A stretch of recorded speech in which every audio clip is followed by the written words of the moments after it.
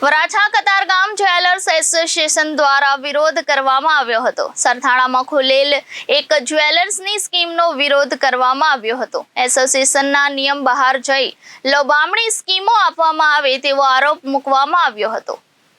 Varachha Katargam jewellers association દ્વારા વિરોધ કરવામાં આવ્યો હતો। સરથાણામાં નવા ખુલેલ એક જ્વેલર્સની સ્કીમનો વિરોધ કરવામાં આવ્યો હતો। એસોસિએશનના નિયમો બહાર જઈ લોભામણી સ્કીમો આપવામાં આવે છે તેવો આરોપ મૂકવામાં આવ્યો હતો।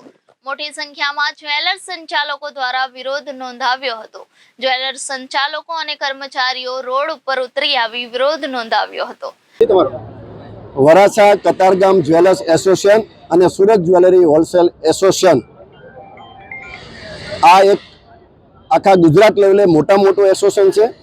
એ એસોસિએશનની સંખ્યા અંદાજે 1800 મેમ્બરો છે। આ વિસ્તારમાં જે એસોસિએશન ભાવ અને મજૂરી જે રીતે મૂકે છે એ રીતે કોઈ પણ જ્વેલર્સને કામ કરવાનું હોય છે અને કોઈ પણ કસ્ટમરને લોભામણી સ્કીમ કે આંખ આડા કાન કરાવીને ખોટી રીતની જાહેરાતો આપવા માટેનું એસોસિએશને પ્રતિબંધ મૂક્યો છે। છતાં તનિક્ષ જ્વેલર્સ જે સરથાણા જગાતનાકા ઉપર આવ્યું છે એમનું જ્યારે ફર્નિચર હતું ત્યારે અમારી એક કોર કમિટીની મિટિંગ એ લોકો સાથે મળેલી ત્યારે એણે અમને એવું કીધેલું કે અમે તમારી સાથે છીએ, અમારે તમારા એસોસિએશનમાં મેમ્બર પણ બનવું છે। તો હાલ એ અમારા એસોસિએશનના મેમ્બર પણ છે અને વારંવાર એને રિક્વેસ્ટ કરવા છતાં એ લોકો આ એસોસિએશનના વિસ્તારમાં 20% હોર્ડિંગ્સ મારે છતાં અમે રિક્વેસ્ટ કરીએ। બીજું કે એ લોકોએ 24, 25, 26 એટલા દિવસમાં કસ્ટમરોને ભમરાવતી આખી આ જે સ્કીમ જે સોનું ખરીદો એની સામે એક સોનાનો સિક્કો મતલબ કે સિક્કો કોને કહેવાય કે 10 ગ્રામનો હોય, 20 ગ્રામનો હોય, 50 ગ્રામનો હોય એને સિક્કો કહેવાય।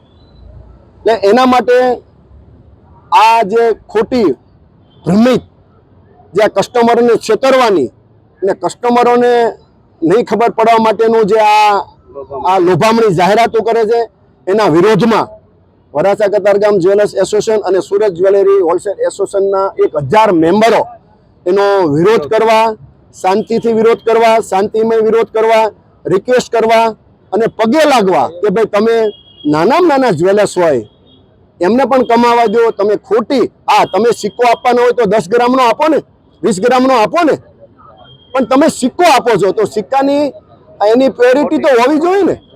તો આવી ખોટા ભ્રમિત લોકોને કરી અને આ વિસ્તારમાં ખોટા કસ્ટમરોને લોભામણી જાહેરાતમાં આકર્ષિત કરે છે એના માટે અમે આ વિરોધ કરવા આવ્યા છીએ। જ્યાં સુધી આ લોકો આવી લોભામણી સ્કીમો બંધ નહીં કરે ત્યાં સુધી અમે અહીંયા જ એના શોરૂમની બહાર જ ઊભા રહેવાના છે અને શાંતિથી અમે એનો વિરોધ કરવાના છીએ। અમારી એક ટીમ એમના ઓનર સાથે વાત કરી રહી છે। જો એ લોકો એમ કહે કે અમે 2 દિવસમાં કે 1 દિવસમાં આનું માઇન્ડ અપ કરી દઈશું અને અમને લેટર પેડ પર લખાણ આપશે તો અમે શાંતિથી અહીંથી નીકળી જઈશું। થેન્ક યુ, આભાર, જય ગુજરાત।